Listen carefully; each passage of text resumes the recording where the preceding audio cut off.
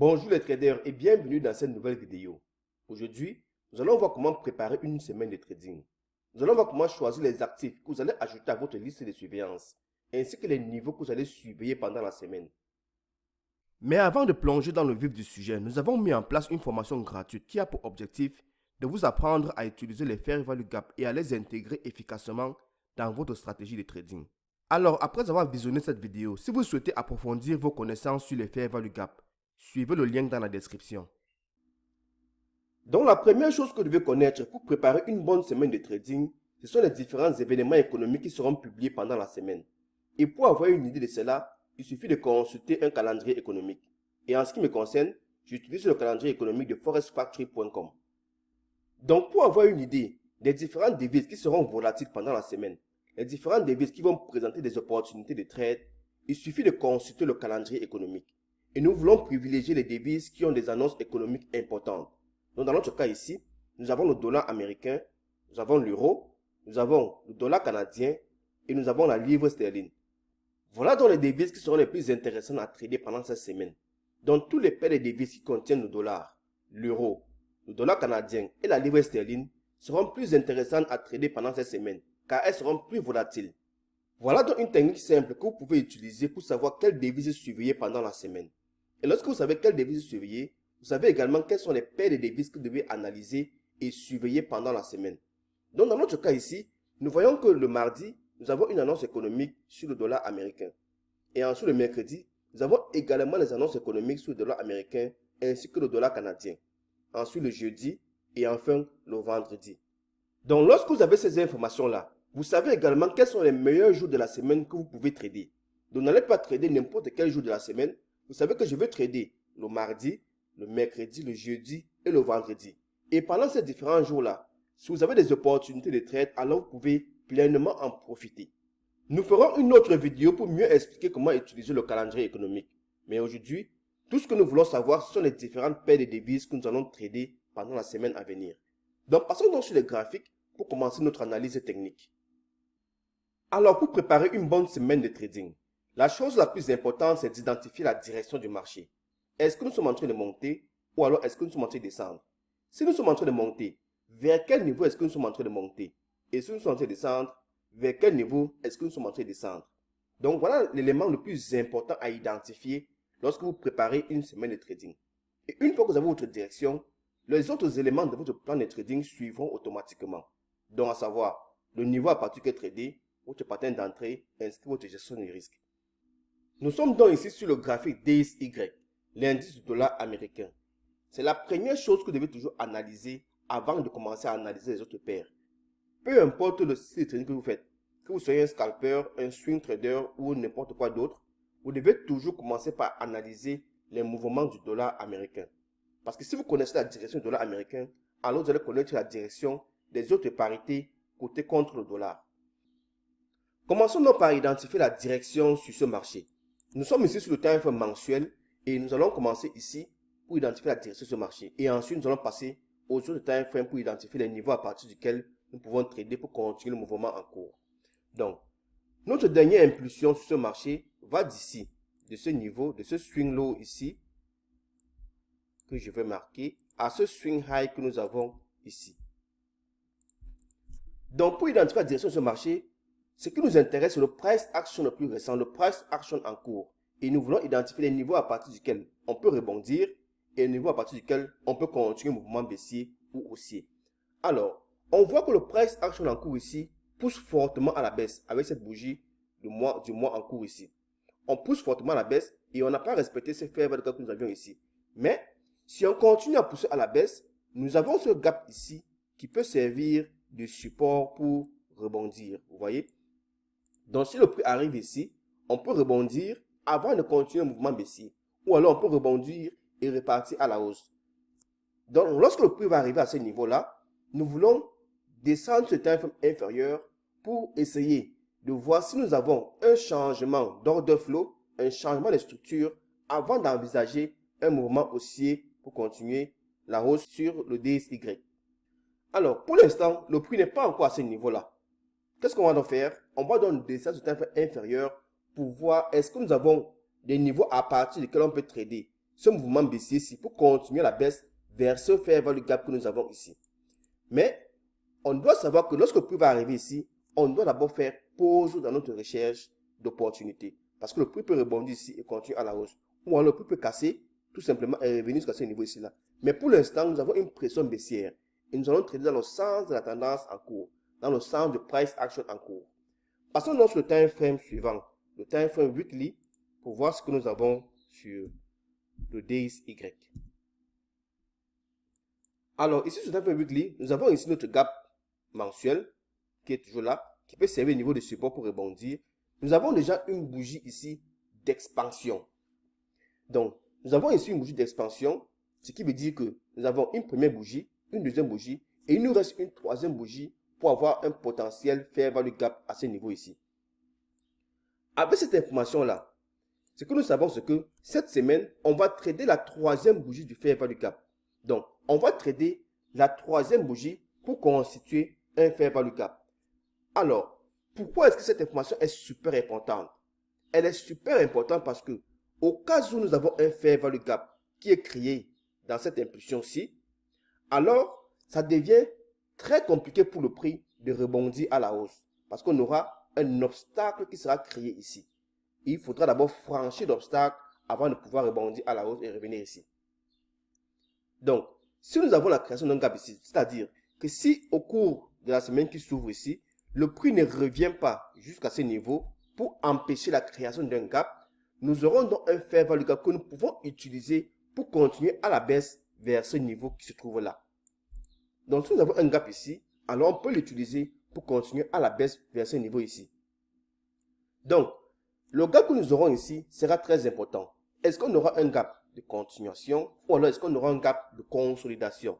Mais une chose est certaine, c'est qu'on va taper dans ce gap ici pour créer la troisième bougie donc de fair value gap. Ou alors on va utiliser le plus bas de la bougie précédente, c'est-à-dire la bougie hebdomadaire qui est ici, pour créer donc un potentiel fair value gap à ce niveau. Et ensuite, on peut utiliser ce gap pour continuer soit à la baisse, soit à la hausse. Donc cette semaine, on va trader la troisième bougie du fair value gap sur le DXY. Alors, nous savons donc que le DXY est dans une pression baissière. On est en train de pousser à la baisse. Ce qui veut dire que les autres parités en dollars seront en train de pousser à la hausse. En quelque sorte, l'euro USD sera en train de pousser à la hausse. GBP USD sera en train de pousser à la hausse. Voilà pourquoi c'est très important de commencer d'abord par le DXY. Parce que ça vous donne la direction générale de tous les autres marchés. Si le DXY monte, alors l'euro USD descend. Si le DXY monte, alors GBP USD descend. Le contraire également, est valide. Alors, nous avons donc ici notre plan de la semaine. On veut juste maintenant attendre que le DXY nous crée donc d'abord la journée qui va suivre, revenir dans ce gap ici. On va maintenant passer sur le time frame journalier pour voir si nous avons un niveau qu'on peut utiliser pour pousser dans ce gap ici. Alors ici, nous avons ce fair value gap qui est à ce niveau-là. Donc, vous voyez, nous avons ce gap ici pour pousser le mouvement baissier. On a ce gap de consolidation qu'on peut utiliser pour pousser également à la baisse. Donc, on a ce gap baissier qu'on peut utiliser pour continuer à descendre. Donc, c'est quoi donc le plan de la semaine pour le DXY? Voici donc le plan de la semaine. Soit le prix revient dans le gap ici, comme cela. Ensuite, on pousse à la baisse vers ce gap ici, comme cela. Une fois qu'on arrive dans le gap, on a deux scénarios. Soit on crée un changement de structure, comme cela, on continue à la hausse. Soit on pousse plus bas, on continue à la baisse. Voilà donc les différents scénarios qu'on peut avoir ici.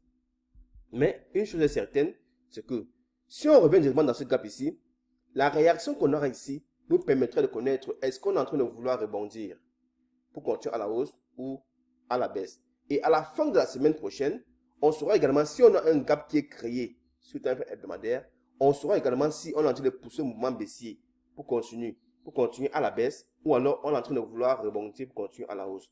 Voici donc également notre niveau limite ici et on a également cet ordre de bloc qui est à ce niveau ici. Alors, le niveau à partir duquel on va trader le DXY, le voici, pour continuer à la baisse. Et le niveau à partir duquel on peut envisager des rebonds sur le marché, le voici, pour continuer à la hausse sur ce marché. Donc, on a donc identifié deux niveaux sur ce marché. Et tout ce que nous allons faire maintenant, c'est tranquillement attendre que le prix revienne dans un niveau ou dans un autre niveau. Si le prix revient ici, allons chercher des opportunités de trade short. Si le prix revient ici, allons chercher des opportunités de trade long. Et on verra maintenant en cours de semaine comment est-ce qu'on va se placer pour pouvoir trader cette devise-ci. Voilà donc pour le plan de la semaine pour le DXY. Aussi simple que ça. Alors, comme vous avez constaté, nous avons utilisé une seule notion pour identifier tous nos différents niveaux, à savoir les fair value gap. Mais sachez que pour faire une analyse beaucoup plus complète, vous devez prendre en compte également la structure du marché, les niveaux swing, les niveaux de liquidité et tous ces différents éléments-là. Mais les fair value gap sont toujours les premiers niveaux SR, les premiers niveaux de support et de résistance qu'on va souvent croiser sur notre chemin avant d'atteindre les différents niveaux. Voilà pourquoi j'utilise toujours d'abord en premier lieu les fair value gap pour faire des analyses rapides. Passons maintenant sur notre devise suivante, Euro-USD. Alors nous voici sur le graphique de l'Euro-USD time frame mensuel et nous allons suivre le même processus. Donc nous avons ici notre dernière impulsion sur ce marché, de ce swing high à ce swing low qui se trouve ici. Alors, on voit que l'Euro-USD est en train de pousser fortement à la hausse. Donc, on pousse à la hausse. Donc, on pousse à la hausse vers quel niveau? On avait ce gap ici qu'on n'est pas en train de respecter. Donc, on voit qu'on pousse toujours à la hausse. On voit qu'on est en train de pousser à la hausse vers quel niveau? Vers ce niveau qui se trouve ici. Donc, si le prix continue à pousser à la hausse avec cette même force ici, on aura donc ce niveau ici qui va servir de target, du niveau pour pousser, pour continuer à la hausse ce mouvement. Donc, on a une direction haussière sur l'Euro-USD. Donc, qu'est-ce qu'on va donc faire? On va donc continuer à chercher des opportunités longues sur l'Euro-USD, à chercher les niveaux à partir duquel on va trader pour continuer un mouvement haussier. On a également ce fair value gap ici qui peut servir de niveau de résistance sur le time frame mensuel. Donc, ce gap ici peut servir de niveau qu'on va taper à l'intérieur, faire un pullback pour continuer le mouvement haussier sur ce marché-là. Passons donc sur le time frame weekly pour voir comment est-ce que le graphique se présente. Donc, on passe ici, time frame weekly, W. Alors, time frame weekly, Euro-USD. On voit également qu'on a une forte bougie d'impulsion haussière. Même chose sur le DXY, juste l'opposé en quelque sorte. Donc ici, maintenant, on pousse à la hausse. On voit que notre gap qui était créé ici, sur le time frame mensuel, peut nous servir donc de cible. Donc, si on continue à pousser à la hausse, on peut cibler ce niveau ici comme target. Donc, on a déjà notre deuxième bougie, notre fair value gap. Donc, on a une bougie d'expansion haussière. Donc, cette semaine, en quelque sorte, même chose que DXY, on va traiter la troisième bougie de ce fair value gap. Donc, il y a deux possibilités. Soit on pousse directement à la hausse avec la troisième bougie pour atteindre ce niveau ici, soit on balaie le plus haut de la bougie précédente, la bougie qui vient clôturer ici, on crée un nouveau gap qu'on peut utiliser pour continuer à la hausse. Donc, on peut faire quelque chose comme ceci. On balaie ce niveau ici, on pousse à la baisse, on crée un fair value gap qu'on peut utiliser ensuite pour continuer le mouvement haussier comme cela. Donc, voilà les scénarios qu'on peut avoir pendant cette semaine. Donc, on va trader cette semaine la troisième bougie du fair value gap hebdomadaire. Passons dans ce time frame journalier pour voir si on a un niveau à partir duquel on peut trader pour continuer le mouvement haussier sur ce graphique-là. Donc, on va passer au time frame journalier. Donc, ce que nous voulons maintenant, c'est un niveau qu'on peut utiliser pour continuer le mouvement haussier. Comme on dit toujours, la tendance est votre ami. Donc, vous devez toujours suivre la tendance en cours. Tradez toujours dans le sens de la tendance. C'est le meilleur moyen de réaliser des gains sur ce marché. Alors, ici, on voit qu'on a ce gap ici qu'on peut utiliser. Comme j'ai dit tout à l'heure, les fair value gap sont les premiers niveaux de support ou de résistance que vous pouvez utiliser sur un graphique. Voilà pourquoi c'est uniquement cela que j'utilise pour l'instant pour analyser les graphiques. Donc, il n'y a que lorsqu'un fair value gap échoue qu'on cherche le niveau suivant, c'est-à-dire un niveau swing, un order block ou quelque chose d'autre. Mais on commence toujours par un fair value gap. Donc ici, on a donc le gap qu'on peut utiliser pour continuer à la hausse. Donc même chose sur le dollar américain. Donc qu'est-ce qu'on peut donc faire ici?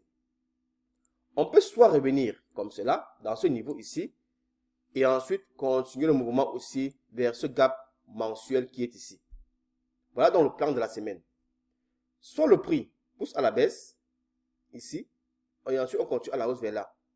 Mais si le prix revient ici et qu'on n'a pas ensuite un changement d'ordre flow sur le tarif inférieur, donc on n'a pas un changement de structure sur le tarif inférieur, donc on ne cherche pas d'opportunité de trade.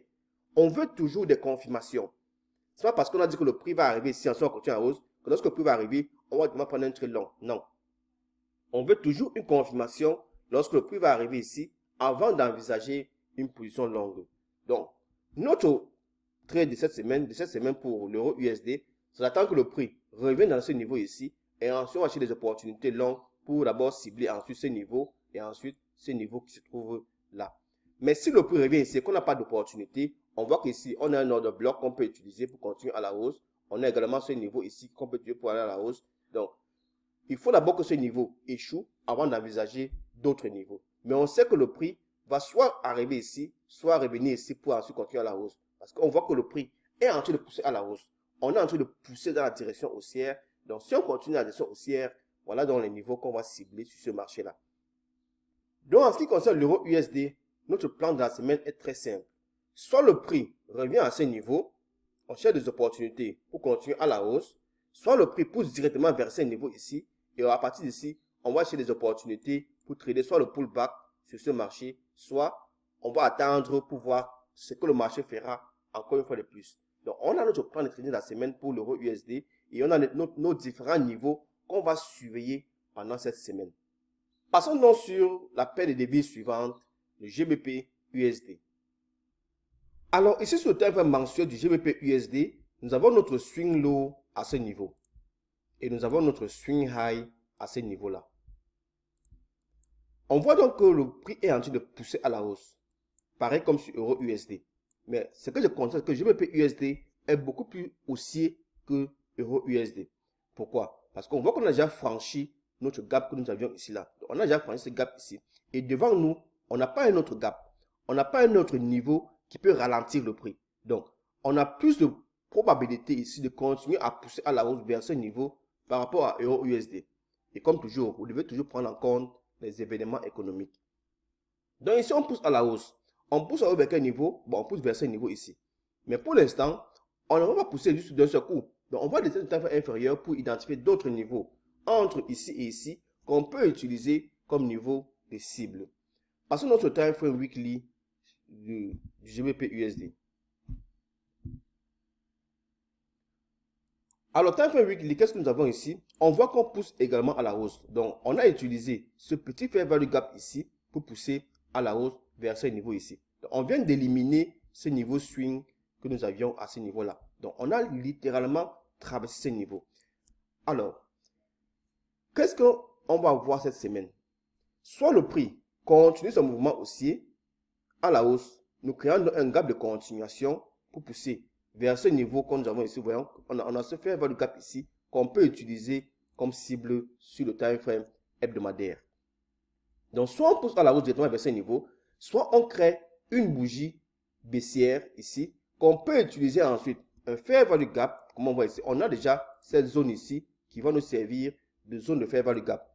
Donc, si on crée ici un fair value gap cette semaine, c'est la fin de la semaine, on crée un fair value gap ici qu'on peut utiliser pour continuer à la hausse comme cela. Donc, on peut utiliser comme cela pour continuer à la hausse vers ce niveau ici. Ensuite, créer notre fair value gap pour continuer également à la hausse comme cela.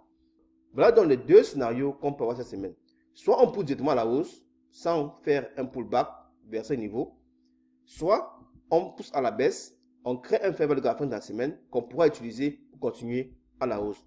Mais pour l'instant, sur time frame weekly, on n'a pas de niveau qu'on peut utiliser pour continuer à la hausse pour l'instant. Donc, qu'est-ce qu'on va donc faire?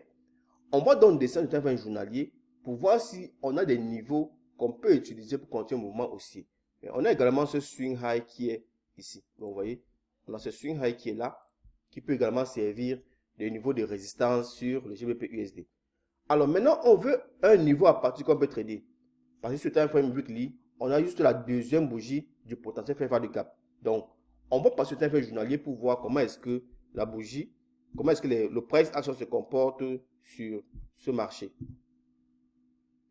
Dans le time frame journalier, on voit que voici le niveau qu'on a éliminé sur le time frame hebdomadaire. On a également créé un excellent niveau qu'on peut utiliser pour continuer à monter. Et on a également ici un excellent gap qu'on peut utiliser pour continuer à monter exactement. Voilà. Donc, même chose comme sur Euro USD, soit on revient dans le fair value gap pour nous donner des opportunités de trade pour continuer à la hausse, donc comme cela, soit on revient comme cela pour nous donner des opportunités pour continuer à la hausse, comme cela.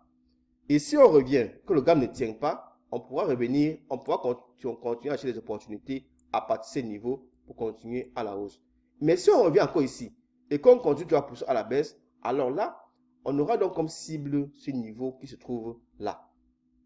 Donc voilà donc nos différents scénarios.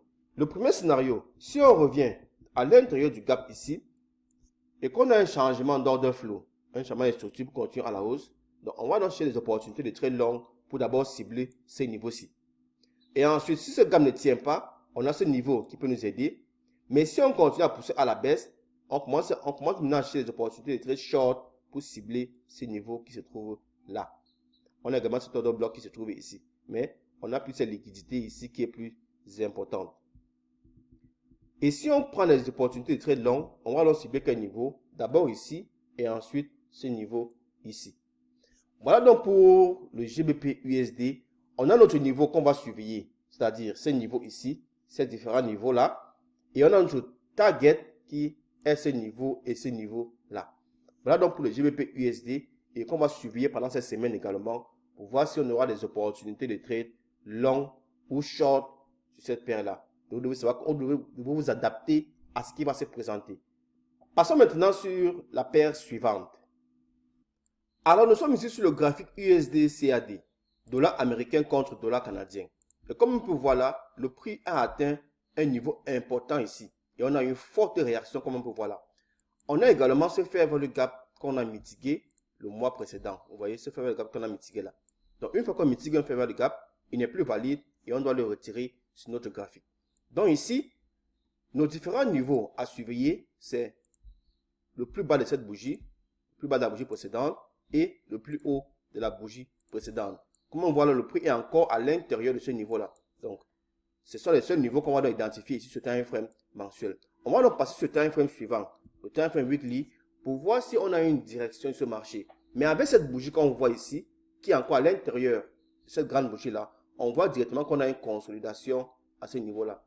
Mais passons donc sur le time frame suivant pour voir ce que nous avons sur l'USD CAD.